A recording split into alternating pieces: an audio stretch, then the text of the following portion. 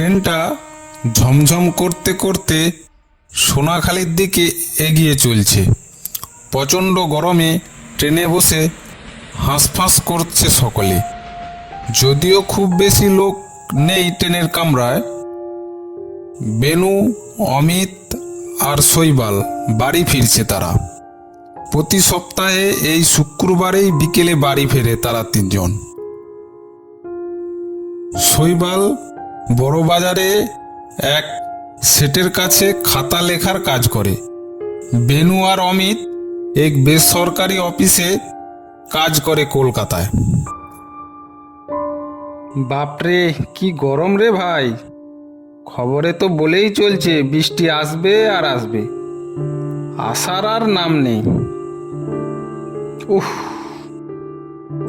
ঠিক বলেছ শৈবালদা, গরমে আর বাঁচা যাচ্ছে না। কাল বৈশাখী উঠলে বাঁচা যেত।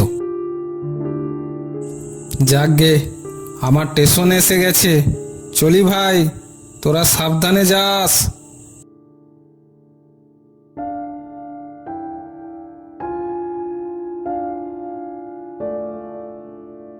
স্টেশনে নেমে শৈবাল কোনো গাড়ি না পাওয়ায় হাঁটতে শুরু করলো গ্রামের পথে। সন্ধে গড়িয়ে রাত গভীর হতে চলেছে। আকাশে ফিকে চাঁদ ঝুলে আছে, আর তার আলোতে গ্রামের সরু মেঠো পথ মায়াবী লাগছে। শৈবাল এগিয়ে চলছে তার গ্রামের দিকে। শহর থেকে কাজ সেরে সে একটু দেরি করে ফেলেছে, তাই এখন তাড়াতাড়ি বাড়ি ফেরার তারা। চারপাশ নিস্তব্ধ, শুধু তার পায়ের আওয়াজই শোনা যাচ্ছে। রাস্তার দুপাশে ধানক্ষেত আর মাঝে মাঝে গাছপালা।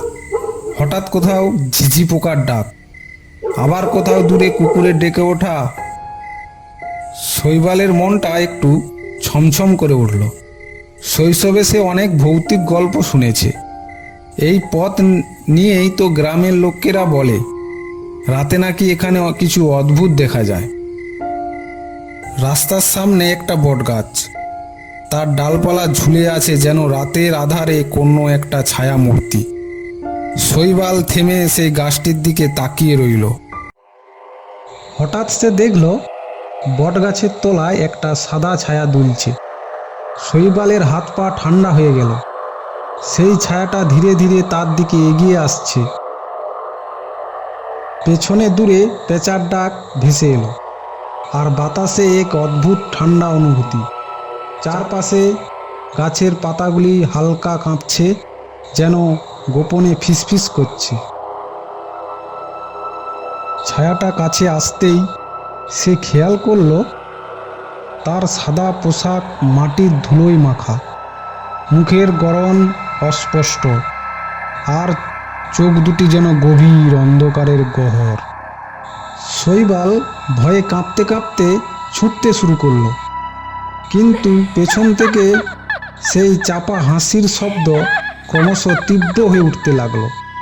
তার মনে হতে লাগলো কেউ যেন তার পিছনে ছুটছে। পথ যেন শেষই হচ্ছিল না। রাস্তার প্রতিটি মোড় যেন ঘুরে ঘুরে আসছে।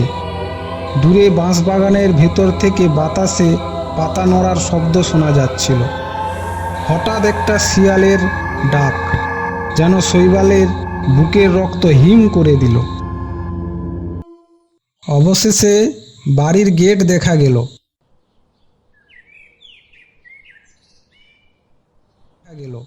সকালে সে সবটা খুলে বলল।